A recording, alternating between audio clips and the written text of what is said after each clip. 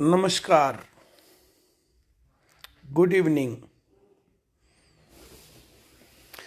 सही वो अंग्रेजों वाला दौर तो देख ही रहे हैं। फीलिंग आ रही है वैसी या नहीं? पढ़ाई लिखाई की बातें कोई करेगा, रोजगार की कोई बातें करेगा, कोई सरकारी नीतियों का विरोध करेगा तो उसके साथ क्या होने वाला है।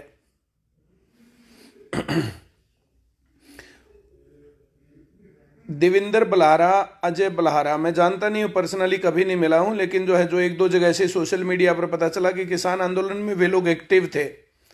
और वे लोग एक्टिव जो है रहते हैं इन चीज़ों के ऊपर। वे डॉक्टर ऐसे नहीं जो जो है एमबीबीएस करने वाले डॉक्टर नहीं, वो पढ़ाई लिखाई करके डॉक्टरेट पीएचडी करने वाले डॉक्टर रहे होंगे। तो उन लोगों ने जो है भाई मास्क लगाना मास्क नहीं लगाना, भाई मेरा भी ये सवाल है। मैं आज तक ये ऑथेंटिक जो है मेरे पास वो नहीं है कि मैं भी मानूं इस बात को कि कोरोना लगाने के बाद जो है कि कोरोना जो है मास्क लगाने से बिल्कुल हट जाता है। मास्क लगाने के बाद कोरोना नहीं होगा और मास्क कोरोना की रोकथाम करता है, इस प्रकार की कोई भी सूचना मेरे पास तो है नहीं। और एक ये ऑथेंटिक जानकारी मुझे भी चाहिए कि अगर आप लोगों के पास है तो कृपया लिंक लगाएं इसमें, स्टेट क्या नाम है, कमेंट में मैं भी देखूं एक बार। मास्क लगाने के बाद कितने ही लोगों के जो है अंदर ऑक्सीजन की कमी, उनको अस्थमा की बीमारी और जो बाकी बीमारियां हो रही हैं। बाबा रामदेव जो है कह रहा कि कोरोना से जो वैक्सीन है, कोरोना की वैक्सीन, वो वैक्सीन नहीं लगवानी, उससे दिक्कत है। तो बाबा रामदेव को तो कोई नहीं पकड़ रहा है, और जो है कोई और आदमी कह रहा है तो उसको पकड़ रहे हैं।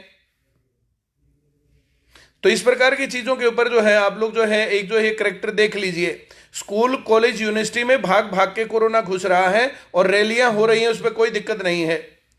प्रधानमंत्री नरेंद्र मोदी जी आज भी पंजाब में रैली करने के लिए गए थे, मुझे तो पता भी नहीं चलता। अब जो जो जिक्र हो रहा था कि किसानों ने पुल के इधर भी और इधर भी दोनों तरफ जाम लगा करके प्रधानमंत्री का काफिला बीच में रोक दिया और 15-20 मिनट तक प्रधानमंत्री जी का काफिला वहां पर रुका रहा। तो वो वहां पर क्या करने गए थे? रैली करने। रैली में कोरोना नहीं आता है। एक बार तो मुझे लग रहा कि हमें कोचिंग सेंटर का नाम बदल करके रैली स्थल लिखना चाहिए और हर रोज लिख देंगे हम रैली कर रहे हैं। और अगर ऐसा ही रहा तो हम लोग भी लिख देंगे भाई हम भी जो है पार्टी बना रहे हैं, पार्टी बना करके हम अपने कार्यकर्ताओं को समझा रहे हैं या लोगों को समझा रहे हैं, हम रैली कर रहे हैं, ऑनलाइन रैली। ये अधिकारी बहुत सारी जगहों पर जा जाकर के जो आतंक कर रहे हैं, कोचिंग सेंटर्स को भी, पढ़ाई को भी। और बहुत सारे लोग जो इस प्रकार की चीजें नहीं चाहते।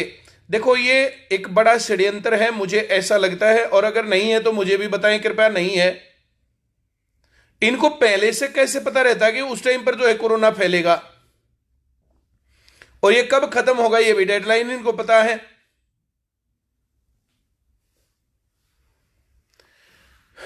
कोरोना जब चाहते हैं तब फैल जाएगा, जब चाहते हैं जब बंद हो जाएगा। अभी फरवरी में सीईटी की एग्जाम की डेट दी थी तो इसके आगे फिर बंद करने का वो ऑर्डर आ गया। अब कब ऑर्डर आ जाएगा बंद करने का, कब खुलने का आ जाएगा, क्या होगा क्या नहीं होगा, कोई आदमी कह ही नहीं सकता है। सभी आदमी असमंजस की स्थिति में है।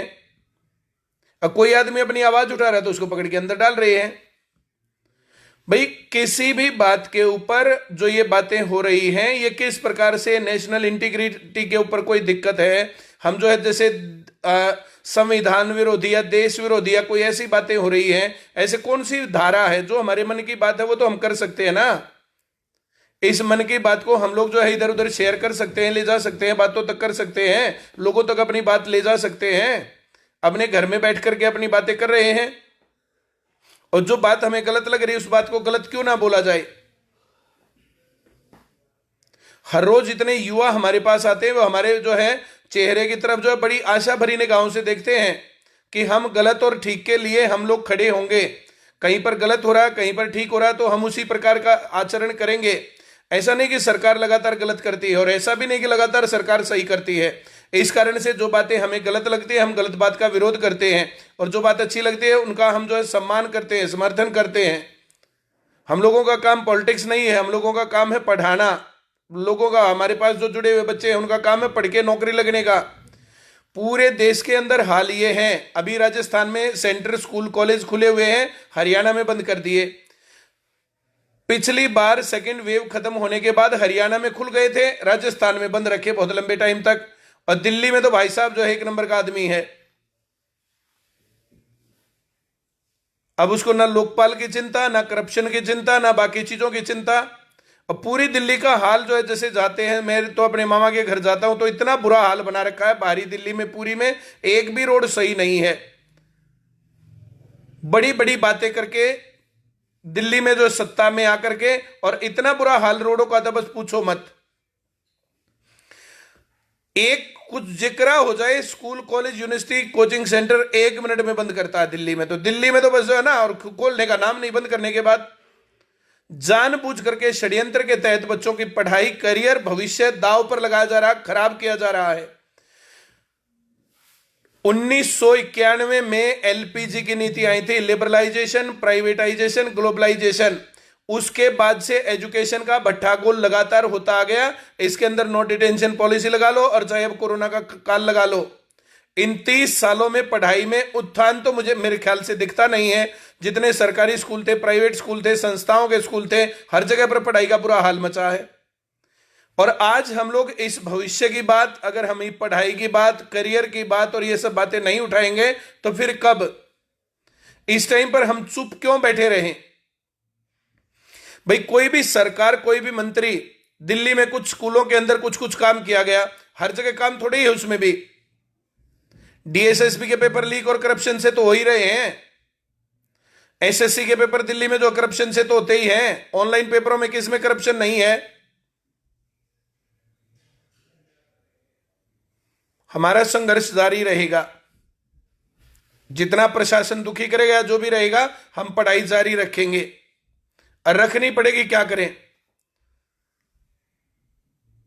मास्क लगा करके लोगों को अस्थमैटिक बना रहे हैं, बीमार कर रहे हैं। कोई आदमी किसी साइंटिफिक बात के साथ, इतनी बड़ी सरकार है, ये वैक्सीन बनाई, सब कुछ किया है, तो इनका एक स्पोक्स पर्सन आकर के बोलता क्यों नहीं इसके ऊपर?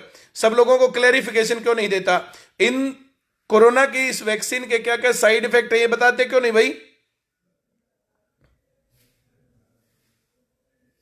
चलिए, अब तो जो है करमू धर्मू को और जो है अजय बलारा और देवेंद्र बलारा को जमानत मिल चुकी है, ये सही है। लेकिन पकड़ना, केस करना, ये सारी तो गलत बात है।